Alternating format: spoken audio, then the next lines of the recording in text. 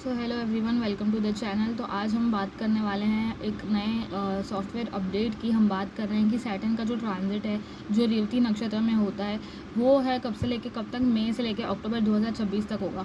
तो अगर आपको फील हो रहा है कि लाइफ सडनली मिड लग रही है एंड आपको कोई भी चीज़ एक्साइट नहीं कर रही है तो टेंशन मत लो, ये कॉस्मिकली हो रहा है एंड मटेरियल वर्ल्ड से आपका इंटरेस्ट खत्म हो जाएगा। सोचो अगर कोई आपको हवाई या बहामास की फ्री टिकट भी दे दे तो आपका रिएक्शन क्या होगा? Bro, I'd rather just stay at home. अगर आपका यही हालत है तो ऐसा क्यों है? क्योंकि हमारी जो मटेरियल प्रोग्रामिंग है वो क्रैश हो रही है। प्लस सैटर्न रेट्रोग्रेड होगा, मतलब उसकी जो पावर है वो 3 गुना बढ़ जाएगी। जो रेट्रोग्रेड प्लैनेट होता है उसकी हमेशा 3 टाइम्स पावर बढ़ जाती है। Intensity is going to be through the roof. And अभी ट्रिनिटी ऑफ द एनर्जी की बात करते हैं, द रैट थीम। ये कोई अकेले सैटर्न का शो नहीं है बल्कि ट्रिनिटी है। ट्रिनिटी मतलब 3 चीज़ें एनर्जी में प्ले कर रही हैं। एक है केतु जो है वो मघा में है, दूसरा है कि जो जुपिटर है पुनर्वसु में, and Saturn is in Revati.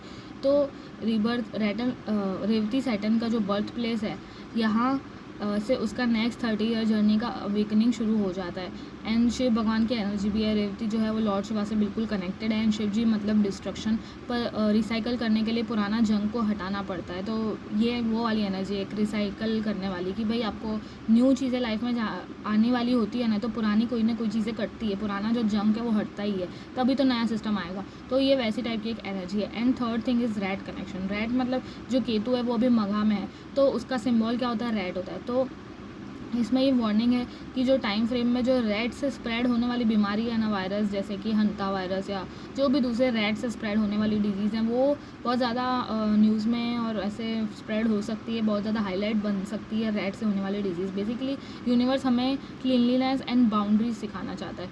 And next topic है अपना इकोनॉमिक एजुकेशन एंड रेगुलेशन से रिलेटेड। तो ग्लोबल लेवल पे एक बहुत बड़ा ऑडिट होने वाला है। सैटर्न यहाँ एक स्ट्रिक्ट ऑडिटर की तरह बैठे हुए हैं। और इकोनॉमी एंड फेडरल रिजर्व की बात करें तो मई जून जो 2026 का ये टाइम है, इसके आसपास हम एक नया फेडरल रिजर्व सिस्टम भी देख सकते हैं। जो रूपी है उसका डिवैल्यूएशन भी हो सकता है, बिल्कुल वैसे ही जैसे 1966 में हुआ था। तो रुपीज़ जो है वो बहुत ज़्यादा नीचे गिर सकता है। एंड दूसरा टॉपिक अपना है death of degrees. Traditional education system की अगर हम बात करें, जैसे हाई स्कूल है या सर्टिफिकेशंस हैं, तो इन सब की वैल्यू धीरे धीरे ख़त्म हो रही हो, इस टाइप की चीज़ें होंगी। जो रियल एजुकेशन है, मतलब रियल एजुकेशन कौन करता है? पाइसीज़ की एनर्जी होती है रियल एजुकेशन, जो कि इंट्यूटिव होती है, एक डिवाइन नॉलेज होता है। जब तक पुराना सिस्टम डाई नहीं होगा तब तक नया जो वेसल है, मतलब जो नया जुपिटेरियन नॉलेज है वो नहीं आ पाएगा। पाइसीज़ का जो लॉर्ड है जुपिटर है, तो वो कैसा new energy, new kind of knowledge, new education, वो टाइप की चीज़ें करना चाहता है। तो जो डिग्रीज है उसकी डेथ होगी, इसका मतलब ये नहीं है कि वो फालतू है, बट जो ट्रेडिशनली लोग करते थे कि भाई डिग्री ले ली और बात ख़त्म, तो वैसा नहीं होने वाला है। अभी नॉलेज की वैल्यू ज़्यादा होने वाली है compare to just having degrees. फिर है रेगुलेशन और गुंडा राज। तो अब तक जो फ्री स्पीच का जो राज चल रहा था सोशल मीडिया और कॉमेडी में, तो कि आप कुछ भी आओ और कुछ भी बोल के जा सकते हो, तो इसके ऊपर भी बहुत सारे रेस्ट्रिक्शंस होने लग जाएंगे। और मतलब आप हर चीज़ नहीं बोल सकते हो, एंड उसके ऊपर भी कुछ ना कुछ लॉज बनेंगे। वो टेस्ट होगा, गवर्नमेंट नए रूल्स और रेगुलेशंस लेके आएगी, नई अथॉरिटीज़ लेके आएंगी जो बताएंगे कि भाई हर चीज़ अलाउड नहीं है बोलना, कुछ भी बोलना अलाउड नहीं है। एंड बहुत रेस्ट्रिक्शंस फेस करने पड़ेंगे कॉमेडियंस को या न्यूज़ वाले या कोई भी जो कि आके बोल जाता है वो। फिर अब हम बात करते हैं फायर और वाटर साइंस की। तो एक स्पिरिचुअल ग्लो अप बोल सकते हैं कि होगा, कि अब sign by sign break down करते हैं एक एक चीज़ को, असाइनमेंट को और मून को। तो जो फायर साइंस हैं जैसे एरीज, लियो और सेजिटेरियस से फायर साइंस है, तो आपके लिए जो है सैटर्न मोक्ष हाउसेस में है, मतलब 12, 4 एंड 8। तो एरीज है उसका क्या है कि 12th हाउस में सैटर्न आपसे फालतू खर्चा करवाएगा। 12th हाउस में आपका अगर सैटर्न चला गया तो आपका क्या होगा? फालतू खर्चा होगा, हॉस्पिटल्स के ऊपर जा सकता है, प्रॉपर्टी के डिस्प्यूट में जा सकता है, एंड जो लॉन्ग ट्रैवल्स हैं उसमें ऑब्स्टेकल आ सकते हैं। फिर सेजिटेरियस वालों का क्या है? 4th हाउस ट्रांसिट में है, मतलब घर जो है आपको छोड़ना पड़ सकता है, या जो प्रॉपर्टी का जो डिस्प्यूट होता है वो आपको फेस करना पड़ सकता है। तो इसमें मैं अगर आपको प्रो टिप दूँ तो वो यही होगी कि डू एवरीथिंग इन साइलेंस। अपने प्लान्स जो है किसी से भी डिस्कस मत करो, क्योंकि जो मौका है, साइंस जो है वो प्राइवेसी पसंद करती है। अगर आप हर चीज़ सबको बता दोगे ना तो फिर मज़ा नहीं आएगा। तो यही है कि हर काम को साइलेंस में करना है। उसके बाद आती है अपनी वाटरी साइंस। वाटरी साइंस में कौन होता है? Cancer, Scorpio, Pisces. तो आपके लिए जो है वो सैटर्न धर्म हाउस में है, मतलब कि 1, 5 और 9 में है। एंड जो कैंसर है उसका 9th हाउस में बैंक एडवाइज़र या डॉक्टर्स को टेस्ट करो, शायद वो फेक निकल सकते हैं कैंसर वाले साइन के लिए।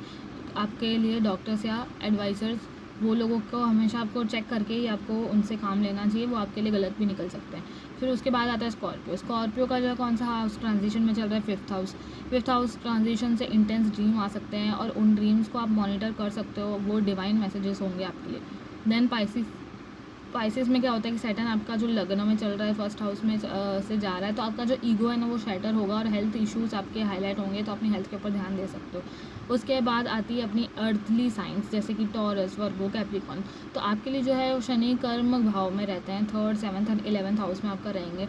टॉरस वाले के लिए अगर बात करूँ तो 11th हाउस में फ्रेंड्स का आप ऑडिट करो तो अच्छा रहेगा। जो फ्रेंड्स टाइम वेस्ट कर रहे हैं उन्हें आप ब्लॉक कर दो, और आपको अपने फ्रेंड्स के ऊपर देखने मतलब ध्यान देने की ज़रूरत है। एंड वर्गो जो है उसके लिए क्या बोल सकते हैं कि 7th हाउस में आपका चलेगा सैटर्न, तो आपको स्टेटस देना चाहता है, आपकी बड़ी गाड़ियाँ या एम्प्लॉयज़ आप हायर करोगे, ऐसा कुछ हो सकता है। देन आप लोगों को ग्राइंडिंग व्हीट इनटू फ्लोर की तरह रिपीटेडली एफर्ट डालना पड़ेगा, तभी आपको रिजल्ट मिलेगा। फिर अगर मैं बात करूं एयर साइंस की, जो कि जेमिनी, लिब्रा एंड एक्वेरियस है, तो आपके लिए जो है सैटर्न वो अर्थ भाव में जाएंगे, that is 2nd house, 6th house and 10th house अर्थ भाव है। तो प्योर मतलब पैसे से रिलेटेड है। जो जेमिनी है उसका क्या होगा, 10वें घर में सैटर्न आपका ग्राउंड टेस्ट करेगा। काम में शॉर्टकट्स नहीं चलेंगे, आपको काम तो अच्छे से करना पड़ेगा, एंड आपको रियलाइज़ भी होगा कि जो शॉर्टकट्स है वो वर्क नहीं करते हैं। उसके बाद आता है अपना लिब्रा। लिब्रा में क्या है, 6th हाउस में एनिमल्स है, तो एनिमल्स, डॉग्स, मंकीज़, इन लोगों की आपको सेवा करनी है। टू अवॉइड एनी लीगल या फिर हेल्थ ट्रबल्स, आपको इन लोगों की सेवा करनी है। और इससे आपको फ़ायदा क्या होगा, लीगल ट्रबल्स होंगे तो वो सॉल्व हो जाएंगे, हेल्थ से रिलेटेड प्रॉब्लम्स होगी वो भी सॉल्व हो जाएगी। फिर है एक्वेरियस, तो 2nd हाउस जो है वो मनी ऑडिट वाला है, तो फैमिली के जो असली चेहरे हैं ना वो आपके सामने आ जाएंगे, और आपको पैसे की उस टाइम पर रियल वैल्यू पता चलेगी। तो अगर मैं आपको बताऊं कि सर्वाइव कैसे करना है इस टाइम पीरियड को, जो रेवती नक्षत्र में जा रहा है शनि, उसके लिए तो सर्वाइवल गाइड है, रेमेडीज़ है कि सैटर्न हमें पनिशमेंट नहीं देना चाहते हैं, वो हमें सिर्फ डिसिप्लिन सिखाना चाहते हैं। तो इसके लिए रेमेडीज़ क्या होंगी कि जो वेट लिफ्टिंग है ना वो थेरेपी है। जो शनि है ना उसका मतलब इमेजिन करोगे शनि को, तो वो क्या है कि वेट उठा सकता है, यही है ना सैटर्न को हमेशा रिस्पॉन्सिबिलिटी, वेट ऑफ रिस्पॉन्सिबिलिटी, बोझा वैसा दिखाते हैं। तो वेट लिफ्टिंग आप करो, उसके आपके लिए थेरेपी है शनि के लिए। अगर आप स्ट्रेस्ड हो तो जिम जाओ और बेंच प्रेस मारो। फिजिकल लेबर जो है उससे बॉडी में एयर एलिमेंट इम्प्रूव होता है। दूसरी चीज़ जो आप कर सकते हो वो एनिमल वेलफेयर। रेवती जो है वो एनिमल राइट्स का जो नक्षत्र है कह सकते हैं, वो वही है। डॉग्स, मंकीज़, पीकॉक्स, इन सबको फीड करना स्टार्ट कर दो। स्पेशली अगर लीगल या हेल्थ इश्यूज चल रहे हैं ना, तो आपको इनको फीड करना ही है। उससे आपका फीड उनको करोगे तो आपका लीगल प्रॉब्लम्स होगी वो सॉल्व होगी, हेल्थ वाली प्रॉब्लम्स है वो सॉल्व होगी। फिर है टेम्पल सेवा, मंदिर की जो साफ़ सफाई आप खुद से जाके करो, या फिर क्लीनिंग इक्विपमेंट्स आप उनको दान भी दे सकते हो। अपने घर का जो मंदिर है उसको जाके साफ़ करो।